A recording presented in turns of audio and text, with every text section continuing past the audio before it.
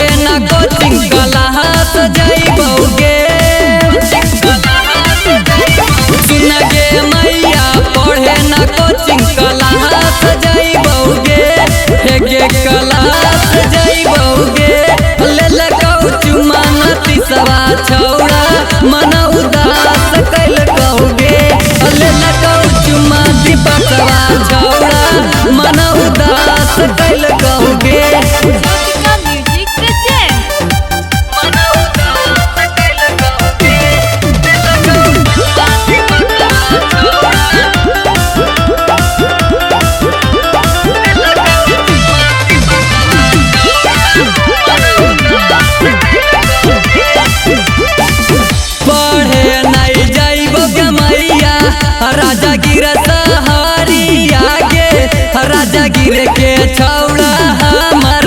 खिजहु घरिया गे पढ़े नहीं जाइबो गे मैया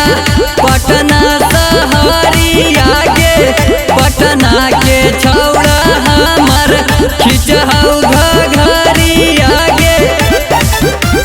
पीछे बजरिया भरे कबरिया धार ललकौगे हमारा धार ललकौगे ललकौ चुमाया कसवा छौड़ा मन उदास कैलकौगे ललकौ चुमा दी कसवा छौड़ा मन उदास कैलकौगे।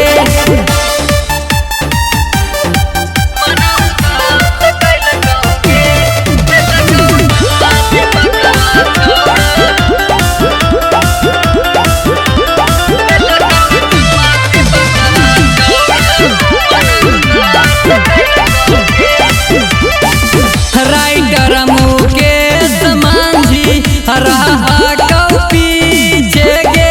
मुन्ना संदीप राजीव